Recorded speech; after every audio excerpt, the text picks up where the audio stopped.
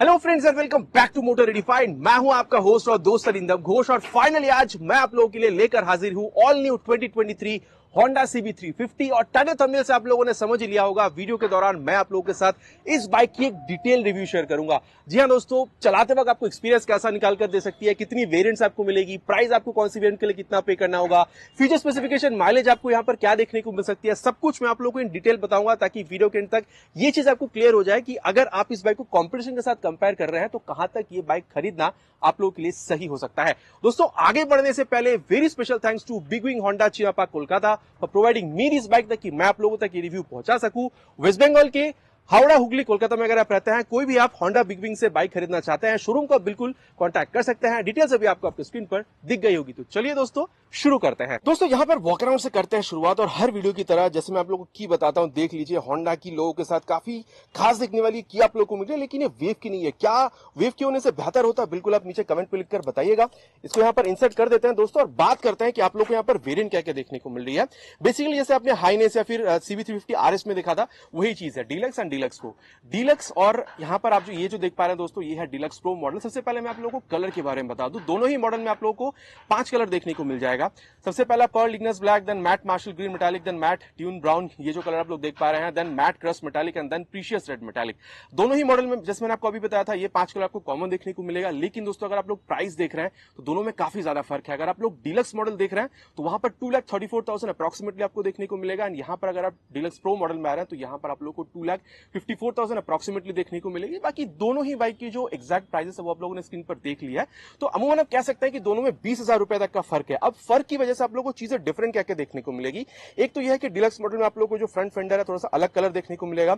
Then वहां पर दोस्तों आप लोग को ब्लूटूथ कनेक्टिविटी देखने को नहीं मिलते जो आप लोग को यहां मिल रहा है। तो ये कुछ बेसिक चेंज है जो आप लोगों को दोनों ही मॉडल में देखने को मिलेगी। इसकी वजह से आप कह सकते हैं कि आपको ये 20,000 रुपए तक एक्स्ट्रा यहां पर पे करना हो रहा है। अब दोस्तों बात करते हैं कि चीजें आप लोग को मिल क्या कर रही है। सबसे पहले अगर की आप ऑन करते हैं दोस्तों, ऑल एलईडी हेडलैम्प का जो सेटअप है वो यहां पर आप जलता हुआ देख पाएंगे। इसके लिए आप लोग को इग्निशन ऑन करने की जरूरत नहीं है। और साथ ही आप देख पा रहे हैं ये जो टर्न सिग्नल है वो भी आप लोग को यहां पर जलता हुआ दिख रहा है। अब दोस्तों ये बहुत हद तक ना वो जो एलईडी डीआरएल उसकी काम करती है और ये आपकी जो सेफ्टी है, आपकी जो प्रेजेंस है उसको और ज्यादा बढ़ाती है रोड पर। तो आप कह सकते हैं कि सेफ्टी के लिहाज से काफी सही है। बाकी दोस्तों आप देख सकते हैं रेट्रो लुक को मेंटेन करने के लिए भले यहां पर एलईडी किया है लेकिन वो गोल शेप यहां पर अभी भी रखा गया है। अब दोस्तों आप देख सकते हैं यहां पर आप लोगों को ये हैजार्ड लैम्प का जो ऑप्शन है वो आप लोगों को यहां पर बिल्कुल देखने में मिल रहा है। देन आप लोगों को दोस्तों अगर यहां पर कोई टर्न सिग्नल इस्तेमाल करना है, मान के चलिए टर्न सिग्नल यहां पर आप प्रेस करें तो आप देख सकते हैं जैसे मैंने अभी लेफ्ट का इस्तेमाल किया था तो राइट वाली जैसे कि स्टिल जल रही है लेकिन लेफ्ट वाली आप देख सकते हैं यहां पर ये ब्लिंक कर रही है। तो ये काफी सही चीज आप लोगों को देखने में मिल रहा है। और साथ ही दोस्तों यहां पर मतलब हाई बीम, लो बीम और पास लाइट का इस्तेमाल करने के लिए जो स्विच आप यहां पर देख पा रहे हैं, ये आप देख सकते हैं ये हाई बीम जल रही है, देन यहाँ पर ये लो बीम और आप लोग को यहाँ पर ये जो पास लाइट है ये भी कुछ इस तरीके से जलती हुई दिखेगी। बाकी अभी तो धूप है, शायद बहुत ज्यादा आपको समझ में ना आ रहा हो, लेकिन रात में दोस्तों इसकी जो थ्रो है, क्योंकि एलईडी बहुत ज्यादा अभी ही बहुत ज्यादा मतलब इसकी जो थ्रो है समझ में आने, तो रात में तो काफी बेहतरीन आपको ये काम निकाल कर देने ही वाली है। तो दोस्तों अब इसको यहाँ पर हम लोग करते हैं बंद और चलते हैं नीचे। अब दोस्तों साथ ही एक चीज मैं और बता दूं, यहाँ पर ये जो आप विंडशील्ड देख पा रहे हैं इसको आप एज एन एक्सेसरी लगा सकते हैं। प्राइस जो है वो आप लोगों ने स्क्रीन पर देख ली होगी। और इस गाड़ी में दोस्तों काफी चीजें एक्स्ट्रा एज एन एक्सेसरी लगाई गई है। तो क्या एक्सेसरी है और कितनी उसकी प्राइस है वो मैं आप लोगों को आगे बताता हुआ चलूंगा। नीचे अगर आप लोग देख रहे हैं दोस्तों तो यहाँ पर ये जो मेटालिक फेंडर है वो आप लोग यहाँ पर देख पा रहे हैं। देन अगर आप लोग और नीचे आ रहे हैं तो 100/90 सेक्शन की जो टायर है वो आप लोग देख पा रहे हैं with 19 inches of alloy wheel. तो समझ सकते हैं दोस्तों ये आप लोगों को यहाँ पर ट्यूबलेस टायर बिल्कुल देखने में मिल रहा है। और अगर आप लोग सेफ्टी देख रहे हैं दोस्तों, कोई कॉम्प्रोमाइज नहीं है। डुअल चैनल एबीएस यहाँ पर कंपनी ने एज अ स्टैंडर्ड यहाँ पर प्रोड्यूस किया हुआ है। और सामने अगर आप लोग देख रहे हैं तो 310 mm की आप लोग की जो बड़ी से डिस्क है वो देखने में मिल रहा है। साथ ही जो निसान के कैलिपर है वो तो आप लोग देख ही पा रहे हैं। और कैसी इसकी परफॉर्मेंस है दोस्तों आगे हम लोग बिल्कुल चेक करने ही वाले हैं। और साथ ही दोस्तों अगर आप लोग इसकी सस्पेंशन देख रहे हैं तो टेलीस्कोपिक फोक आपको देखने में मिलेगी। और इसको दोस्तों अगर आप लोग क्लासिक या फिर अगर आप लोग बुलेट से कंपेयर कर रहे हैं ना रॉयल एनफील्ड की, तो सामने वाला जो सेक्शन है उससे बहुत ज्यादा आपको फर्क समझ में नहीं आएगी। ठीक है। और अगर मैं आप लोगों को यहाँ पर इंजन के बारे में बताऊं दोस्तों, उससे पहले आप लोग ये देख पा रहे हैं ये जो गार्ड आप लोग को लगी भी देखने में मिल रही है ना, मतलब जो स्टार्ट होती है इंजन से और पूरी नीचे तक यहाँ पर जा रही है, तो ये एज एन एक्सेसरी आप लोग को लगी भी देखने को मिल रही है। साथ ही आप देख सकते हैं यहाँ पर ये जो फॉग लैंप है ये भी आपको लगा हुआ मिल रहा है। उसके लिए आप लोग को यहाँ पर ये जो ये स्विच है वो भी आपको देखने में मिल रहा है। तो दोस्तों कौन सी किट के लिए आप लोगों को कितना पे करना हो रहा है साइड में आप लोगों ने भी देख ली होगी, जो प्राइस लिस्ट है वो मैंने यहाँ पर अभी शो कर दी है। साथ ही दोस्तों मैं ये भी बता दूं कि ये सिर्फ प्राइस लिस्ट है, इसके लिए आप लोगों को जो लेबर कॉस्ट है वो अलग से पे करना होगा। बाकी आप लोग देख सकते हैं डुअल हॉर्न का जो ऑप्शन है वो भी आप लोग को यहाँ पर मिल रहा है। अब इंजन अगर आप लोग देख रहे हैं दोस्तों तो CB350 RS या हाइनेस से बहुत ज्यादा कोई डिफरेंट यहाँ पर नहीं है। आप कह सकते हैं कि काइंड ऑफ सेम इंजन मिल रही है। 348.36 CC air cooled full injected engine आप लोग को यहाँ पर मिल रहा है। ऑफकोर्स ये E20 कंप्लायंट है, मतलब 20% इथेनॉल और 80% पेट्रोल से बनने वाली फ्लेक्स फ्यूल से भी अगर आप इस इंजन को रन करना चाहते हैं तो आराम से रन करेगी, कोई प्रॉब्लम नहीं होगी। साथ ही OBD2 का अपडेट तो इसको मिला ही। अब दोस्तों अपडेट क्या है तो OBD2 में ही ये लॉन्च हुई है, तो ये मिलना तो लाजमी था। अब दोस्तों यहाँ पर आप लोगों को पावर बिल्कुल सेम मिल रही है 21 PS तक की 5500 RPM पे और 29.4 न्यूटन मीटर तक की टॉर्क 3000 RPM पे।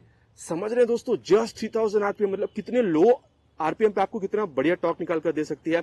एंड डेफिनेटली दोस्तों आरएस और हाइनेस में आप लोगों को सेमी देखने को मिलती है, लेकिन अगर आप लोग इसको कंपेयर कर रहे हैं विथ रॉयल एनफील्ड, बुलेट या फिर मिटियोर या फिर क्लासिक, तो उससे वहां पर डेफिनेटली आप लोगों को थोड़ी पावर और टॉर्क कम मिलती है। पावर वहां पे 20 PS की मिलती है और टॉर्क वहां पर आप लोगों को 27 न्यूटन मीटर की मिलती है, तो थोड़ा सा ज्यादा यहाँ पर आपको डेफिनेटली मिल रहा है। चलाते वक्त आपको ये एक्सपीरियंस कैसा दे सकती है वो तो मैं आपको आगे बताने ही वाला हूँ। साथ ही आप देख सकते हैं क्रोम एलिमेंट का इस्तेमाल करते हुए होंडा का जो लोगो है वो भी यहाँ पर डिस्प्ले करा गया है और इंजन का जो पार्ट है दोस्तों कंप्लीटली यहाँ पर आप लोग को ब्लैकआउट ही देखने को मिल जाएगा। अब दोस्तों यहाँ पर अगर आप लोग इसकी ये आप देख सकते हैं एग्जॉस्ट तो कंप्लीटली इसको मतलब क्रोम एलिमेंट पे रखा गया है। इसकी जो आवाज है दोस्तों सबसे पहले आप लोग यहाँ पर ये सुन लीजिए और बताइए कि क्लासिक से या फिर अगर आप मतलब मिटियोर या फिर अगर आप लोग बुलेट से कंपेयर करते हैं तो कौन सी आवाज आप लोग को ज्यादा बेहतर लग रही है।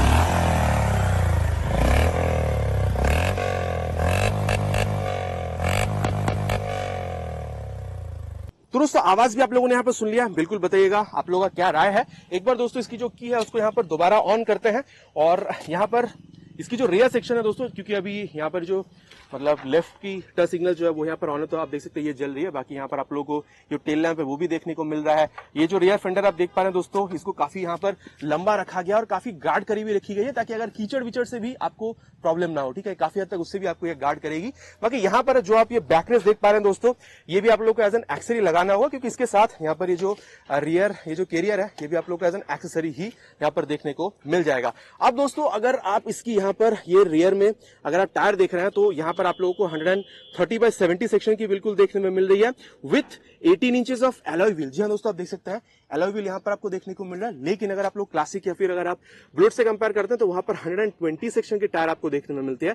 तो डेफिनेटली दोस्तों यहाँ पर आप लोगों को चीजें थोड़ी सी बेटर देखने को बिल्कुल मिल रही है। और अगर आप लोग यहाँ पर दोस्तों इसकी ये ब्रेक देख रहे हैं तो 240 mm की ये जो ब्रेक डिस्क है वो आपको देखने में मिलता है। बाकी दोस्तों कहना होगा बुलेट 350 की ना अभी की अगर आप परफॉर्मेंस देखते हैं तो काफी बढ़िया है रियर ब्रेक की। इसकी कैसी है आगे देखना लाजमी होगा। लिसन की जो कैलिपर है वो आप लोग को यहाँ पर मिल रही है और ट्विन ये जो हाइड्रोलिक शॉक एब्जॉर्बर है वो तो आप लोग को यहाँ पर मिल ही रहा है। अब दोस्तों अगर आप लोग इसकी लिफ्ट पोर्शन पे आते हैं तो आप देख सकते हैं ओपन चेन सिस्टम जो है वो आप लोग को यहाँ पर देखने में मिल रहा है। वैसे अगर दोस्तों आप लोग इसको क्लासिक से कंपेयर कर रहे हैं तो ब्रेकिंग में या फिर अगर आप इसको बुलेट से भी कंपेयर कर रहे हैं सस्पेंशन में आप लोग को बहुत सारा डिफरेंस देखने को नहीं मिलेगी। साथ ही आप देख सकते हैं यहाँ पर CB350 का ये जो 3D लोगो है जो कि क्रोम में है वो आप लोग को यहाँ पर मिल रहा है। ये आपको यहाँ पर जो साइड पैनल ये मेटालिक पे देखने को मिल रही है। अगर आप लोग टैंक में देख रहे हैं तो यहाँ पर भी आपको होंडा का 3D ये जो लोगो है वो मिल रहा है।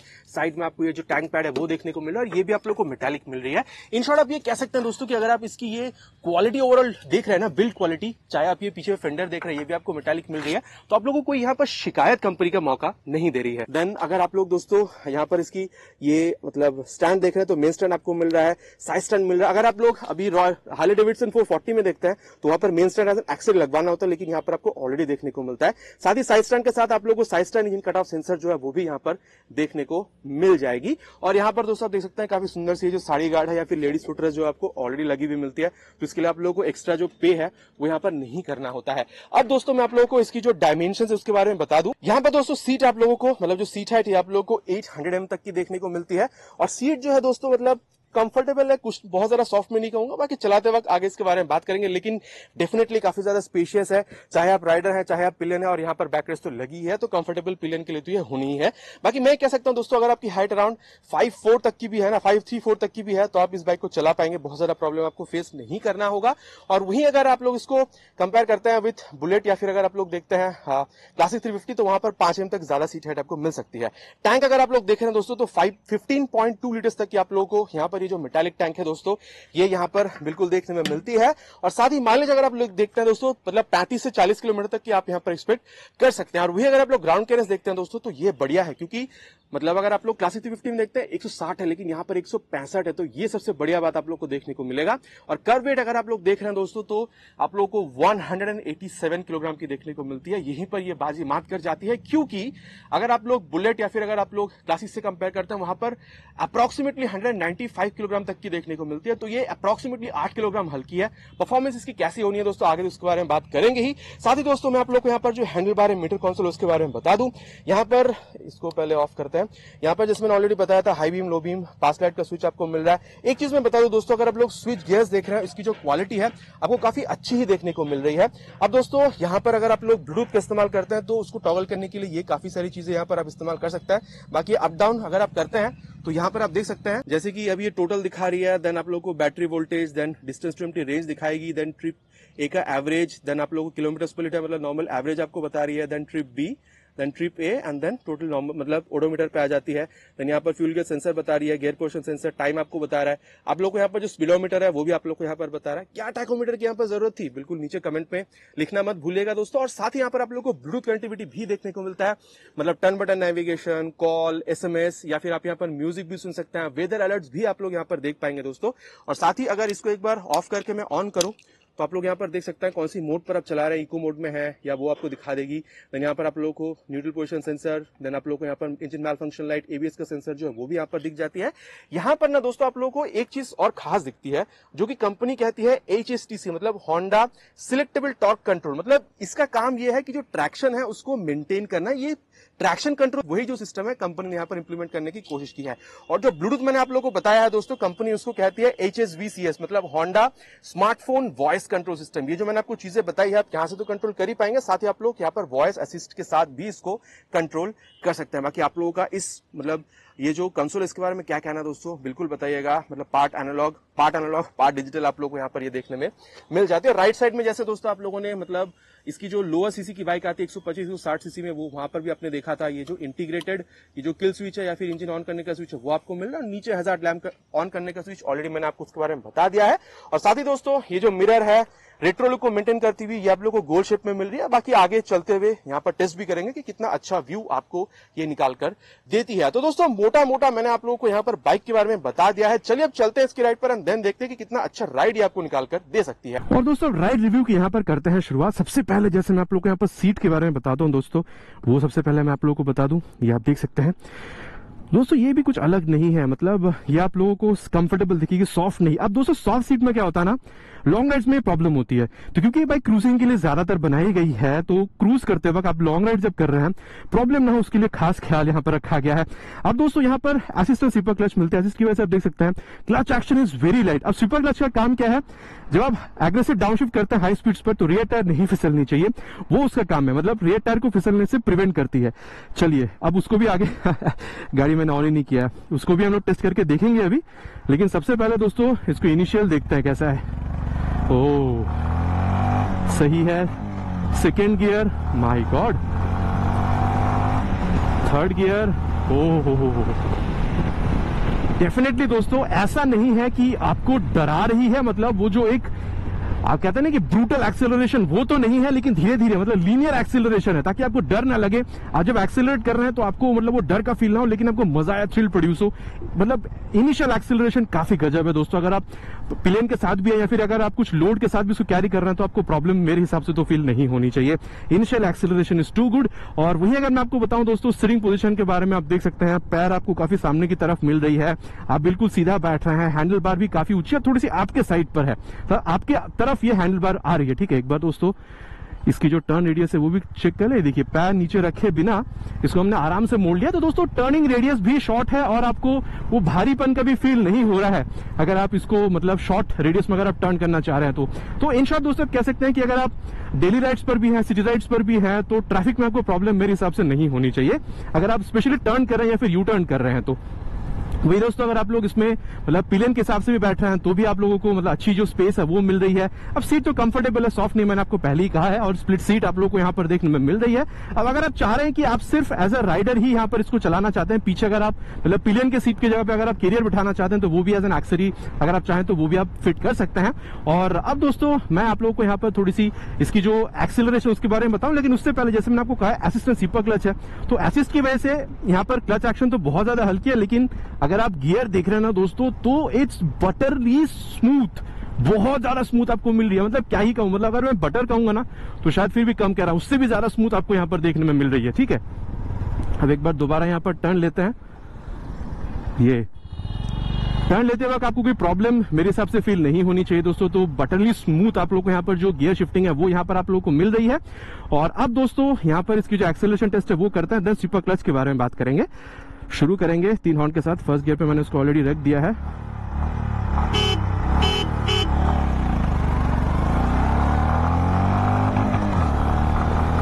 जीरो टू 60 आप लोगों ने देख लिया है। Now time for 0 to 100। 0 to 120 भी देख लेते हैं।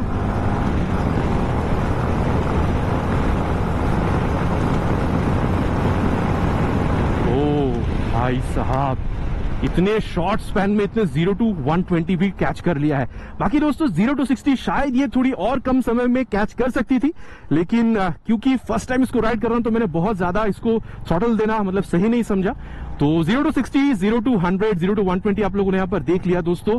अब मैं ये कह सकता हूं कि रिसेंटली मैंने यहाँ पर हार्ली डेविडसन की X440 को राइड किया था दोस्तों, तो उसकी खास बात क्या जानते हैं, वहां पर 120 तक भी ना आप लोगों को बहुत ज्यादा वाइब्रेशन फील नहीं हो रही है। ये बाइक में भी दोस्तों सेम चीज है, 110-20 तक भी अगर आप जा रहे हैं ना तो बहुत ज्यादा वाइब्रेशन। यहाँ 100 के ऊपर जब आप जा रहे हैं तो इंजन की थंब पे हल्का सा आप लोगों को मतलब जो फुट पेग्स है वहां पर समझ में आ रहा है, लेकिन उससे आपको एनोइंग फील नहीं होगी। मतलब अगर आप लॉन्ग राइड्स पे जा रहे हैं तो आपको एनोइंग फील नहीं कराएगी, आपको प्रॉब्लम फील नहीं कराएगी।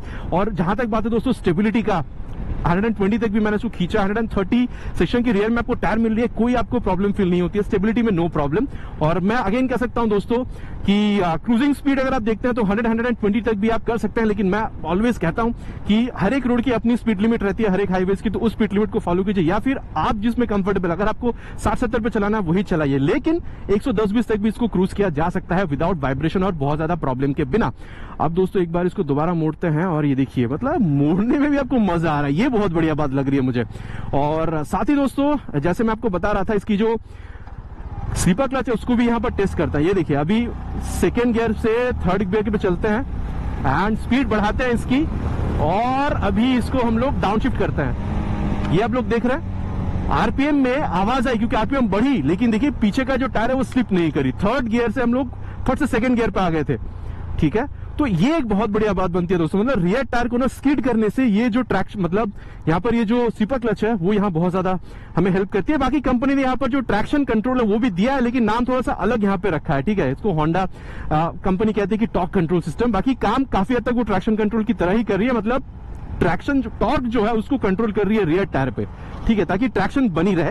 तो काफी हद तक आप कह सकते हैं कि ट्रैक्शन कंट्रोल जैसे ही काम आप लोग को यहाँ पर मिला, तो दो सेफ्टी आपको मिल रही है, 3 safety in fact. Dual channel ABS आप लोग को मिल रहा है, ट्रैक्शन कंट्रोल जैसे टॉर्क कंट्रोल आप लोग को मिल रहा है, और साथ ही आप लोग को यहाँ पर जो मतलब हाई स्पीड स्टेबिलिटी के लिए आप कह सकते हैं कि स्लीपर क्लच जो है वो भी आप लोग को यहाँ पर देखने में मिल रहा है। अब दोस्तों बात करते हैं इसकी एक्चुअल सेफ्टी मतलब ब्रेकिंग के बारे में। ठीक है, डुअल चैनल एबीएस मैंने आप लोगों को पहले ही कहा है। अब सबसे पहले फ्रंट ब्रेक जो उसको टेस्ट करते हैं, ले चलते हैं 60 पे एंड फ्रंट ब्रेक अप्लाइड। एक बात है दोस्तों, यहाँ पर काफी बढ़िया तरीके से ये रोक देती है। ठीक है, 60 तक मैं गया था और रोकने में बहुत ज्यादा समय भी इसने नहीं लिया, आपने देखा है यहाँ पे। तो मैं कह सकता हूँ यहाँ पर 310 mm की फ्रंट की जो ब्रेक है ना काफी बढ़िया आपको काम करती हुई दिख रही है। 40 तक जब आप चला रहे हैं तो आप देख सकते हैं ये जो इको है ये भी ब्लिंक कर रही है, मतलब आप सही रेंज में चला रहे हैं। माइलेज आपको यहाँ पर 35-40 तक भी मिल सकती है। मतलब आप यहाँ पर जब ये इको आ रही है तो मतलब आपको माइलेज मिलने के चांसेस ज्यादा है। और अब दोस्तों इसकी जो रियर ब्रेक है इसको भी टेस्ट करते हैं, same at the speed of 60 and yes. बाकी दोस्तों यहाँ पर ये प्रोग्रेसिव है। ठीक है, जैसे मैं हर बाइक में कहता हूँ प्रोग्रेसिव, यहाँ पर भी आपको ये प्रोग्रेसिव फील हो रही है, मतलब धीरे धीरे रुक रही है। ऐसा नहीं है कि जैसे आप अप्लाई कर रहे हैं फट से आपको वो मतलब फीडबैक दे रही है, ऐसा नहीं है, प्रोग्रेसिव है जैसे अमूमन हर बाइक में होता है। और अब दोस्तों अगर मैं आप लोगों को जैसे हर बाइक में बताता हूं, अगर दोनों ही बाइक ब्रेक को सेम में अप्लाई करी जाए, पहले rear and then front brake applied, rear with front, 80 पे हम लोगों ने इसको टेस्ट किया अभी। ये देखिए काफी आराम से रुकते हैं दोस्तों। उसमें मैंने 60 में करके बताया था, यहाँ पे मैंने आपको 80 में करके बताया है, तो भी आपको यहाँ पर बहुत ज्यादा प्रॉब्लम फील नहीं हो रही है, रुकने में बहुत ज्यादा समय नहीं ले रही है। अब इसको दोबारा टर्न करें, टर्न करने में भी मजा आ रहा है दोस्तों, ट्रस्ट मी, टर्न करने में भी मजा आ रहा है। और हाँ, एक चीज मैं बताना भूल रहा था, जब मैंने इसको एक्सेलरेशन टेस्ट किया तो ये जो वाइजर है ना, ये आपको विंड ब्लास्ट से भी काफी हद तक ये रोक रही है। अब दोस्तों यहाँ पर बात करते हैं about the suspension and handling. देखिए दोस्तों, सस्पेंशन जहां तक बात है, मैं आपको ये कह सकता हूं कि मिड साइड पर है, ना सॉफ्ट है ना आपको काफी ज्यादा हार्ड महसूस हो रही है, ठीक है। और एक चीज मैं आपको और यहां पर करके बताऊं, पीछे कोई है नहीं, इसकी जो ग्राउंड क्लियरेंस है 165 mm है। तो यहां पर आप ये देख लीजिए, ये यहां पर गड्ढे पे भी जा रहे हैं तो ये नीचे आप लोगों को टच होती हुई नहीं दिख रही है, ठीक है। तो ये भी काफी बढ़िया बात बनती है। अब जैसे मैं सस्पेंशन के बारे में बात कर रहा था दोस्तों, तो सस्पेंशन में आप लोगों को थोड़ी सी वो मिड साइड पर देखने को मिल सकती है। अब जैसे मैंने 120 पे भी इसको भगाया है, कोई प्रॉब्लम नहीं है, आराम से स्टेबिलिटी प्रोवाइड करा रही है। लेकिन हाँ दोस्तों, जब आप बम्प पे जा रहे हैं ना, तो थोड़ा सा आपको जर्क फील हो रही है, लेकिन काफी हद तक ये एब्जॉर्ब भी कर रही है, तो वो भी काफी बढ़िया बात बनती है। मैंने आपको टर्न लेके भी बताया है, वहां पे भी मुझे मतलब मैं गिर जाऊंगा या फिर डिसबैलेंस हो रहा है, ऐसा मुझे कुछ फील नहीं हुआ। तो ओवरऑल आप कह सकते हैं सस्पेंशन से जो फीडबैक है, क्रूजिंग में अगर आप देख रहे हैं, हाईवेज पर अगर आप देख रहे हैं तो भी अच्छी है। और अगर आप इसके साथ मतलब लद्दाख वगैरह ट्रिप प्लान कर रहे हैं तो मेरे हिसाब से आपको प्रॉब्लम नहीं होनी चाहिए, क्योंकि बहुत ज्यादा जर्क आपको फील हो रही है रियर पे, ऐसा भी नहीं है। तो ओवरऑल आप कह सकते हैं कि suspension is also very comfortable. और वही अगर मैं कहूं दोस्तों हैंडलिंग के बारे में, तो ये 187 किलोग्राम है दोस्तों, करीबन 7-8 किलोग्राम हल्की है अगर आप इसको क्लासिक से कंपेयर कर रहे हैं रॉयल एनफील्ड की। तो मैं इनफैक्ट कह सकता हूं कि दोस्तों जब आप चला रहे हैं ना, तो बहुत ज्यादा आपको वो डिफरेंस समझ में नहीं आएगी कि अगर आप क्लासिक चला रहे हो ये चला रहे हैं, तो आपको बहुत ज्यादा वो जो मतलब फील है वो आपको समझ में आ रही है कि भाई हाँ वो भारी है या हल्की है। लेकिन दोस्तों डेफिनेटली अगर आप एक्सीलरेशन के टाइम पे देखते हैं ना, इसकी जो इनिशियल एक्सीलरेशन है वही से आपको पता चल जाता है कि ये जो हल्की सी यहाँ पर मतलब आप कह सकते हैं कि 7-8 किलोग्राम की जो वेट में फर्क है, या फिर इसकी जो इंजन में जो टॉर्क या फिर पावर ज्यादा भरी गई है इसमें, उसकी वजह से इनिशियल से ही आप लोग को यहाँ पर जो एक्सेलरेशन है वो कहीं ना कहीं आप लोगों को, चाहे वो मिटियर हो, क्लासिक हो या फिर मतलब बुलेट हो, उससे आप लोग को यहाँ पर थोड़ी ना कहीं आप लोग को ज्यादा ही देखने को मिल रही है। ओवरऑल हैंडलिंग भी दोस्तों काफी बढ़िया है, आपको वेट समझ में नहीं आ रही है बहुत, और चलाने में काफी ज्यादा कंफर्टेबल है। आपका पैर देखिए काफी ज्यादा यहाँ पर टिकी हुई है। रियर व्यू मिरर जो वो भी आपको काफी अच्छा जो व्यू है रियर की वो यहाँ पर निकाल कर दे रही है। बस एक टैकोमीटर की यहाँ पर कमी है, बाकी आप लोगों का क्या कहना बिल्कुल कहिएगा। स्पीडोमीटर तो है ही, जो मतलब गियर पोजिशन सेंसर है वो भी आप लोग को यहाँ पर मिल रही है, फ्यूल सेंसर वगैरह सब कुछ है। तो अगर आप नौसिखिए हैं तो भी आपको चलाने में प्रॉब्लम नहीं होगी। ओवरऑल कह सकते हैं दोस्तों कि हैंडलिंग में भी आपको बहुत ज्यादा मजा यहाँ पर आ रहा है। अब चलते हैं दोस्तों इसकी कंक्लूजन पर, हम देन बात करते हैं कि ओवरऑल अगर आप इस बाइक को खरीदने का प्लान बना रहे थे तो क्या सही होगा आप लोग के लिए बाइक खरीदना। देखिए दोस्तों सीधा सा बात है, अगर आप इसको मतलब इसकी जो स्ट्रॉन्गेस्ट कॉम्पिटिटर है वो है रॉयल एनफील्ड की क्लासिक 350। प्राइस अगर आप देखते हैं उसकी जो टॉप मॉडल आती है वो आप लोगों को 2,55,000 से मतलब 2,54,55,000 में मिलेगी। और ये जो टॉप मॉडल है जहां पर ब्लूटूथ आपको मिल रही है, ये भी आप लोगों को 2,54,000 मतलब 2,55,000 में ये भी आपको मिल जाएगी। तो प्राइस में आपको कुछ भी डिफरेंस समझ में नहीं आ रही है। तो यहां पर एक बात बनती है दोस्तों कि देखिए रॉयल एनफील्ड का अपना एक अलग रुतबा है, ठीक है। मतलब लोग उसको बहुत ज्यादा पसंद करते हैं, क्लासिक लुक, ठीक है। वो एक रेट्रो जो लुक आपको वो बाइक दिलाती है, देन वो जो डुक डुक वाली जो फील है वो भी आप लोग को वहां पर मिलता है। अब उसकी जो क्वालिटी है दोस्तों, मतलब बिल्ड क्वालिटी वो भी आपको काफी अच्छी मिल रही है। इनफैक्ट बिल्ड क्वालिटी यहां पर भी आपको अच्छी मिल रही है, लुक कहीं ना कहीं दोनों में आपको काफी सिमिलर मिल रही है। लेकिन दोस्तों मैं ये कह सकता हूं कि वो बाइक की अपनी एक अलग अहमियत है। लोग आज भी मतलब रॉयल एनफील्ड जब खरीदना चाहते हैं तो रॉयल एनफील्ड ही खरीदते हैं, भले और कुछ सोचते ही नहीं है, वो बात अलग है। प्राइस दोनों में आपको सेम मिल रही है, वो बाइक भी आपको काफी अच्छी परफॉर्मेंस निकाल कर देती है, उसमें कोई दो राह नहीं है। लेकिन दोस्तों एक बात मैं कह सकता हूं, अगर आप लोगों को होंडा की रिलायबिलिटी चाहिए थी, आपको चाहिए था कि 2.5 लाख में मुझे एक क्रूजिंग बाइक चाहिए 300-350 सीसी में, और आपको सेफ्टी भी चाहिए, जैसे मतलब ट्रैक्शन कंट्रोल जैसे यहाँ पर आप लोगों को टॉर्क कंट्रोल मिल रहा है, डुअल चैनल एबीएस आपको चाहिए, स्लीपर क्लच आपको चाहिए जो कि आप लोगों को मतलब मिटियोर, क्लासिक या फिर बुलेट में नहीं मिलती है, वो आप लोगों को चाहिए थी।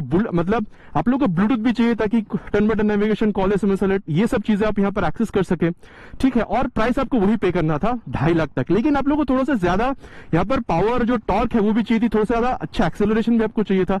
तो मेरे ख्याल से दोस्तों ये जो बाइक है आप यहाँ पर आराम से प्रेफर कर सकते हैं, क्योंकि ये भी आपको उतनी बेहतरीन जो एक्सेलरेशन है, जो हैंडलिंग है, जो ब्रेकिंग है, सब कुछ आपको बिल्कुल निकाल कर दे रही है। तो दोस्तों ये था मेरा verdict about all new 2023 Honda CB 350। बाकी आप लोग बिल्कुल बताइएगा बाइक आपको कैसी लगी और इस बाइक को खरीदना आप कितना ज्यादा पसंद करेंगे। आशा करता हूं दोस्तों वीडियो आप लोग को पसंद आई होगी। बहुत जल्द मिलेंगे इसी तरीके के एक नए वीडियो में एक नए बाइक या स्कूटर के साथ। Till then ride safe and जय हिंद।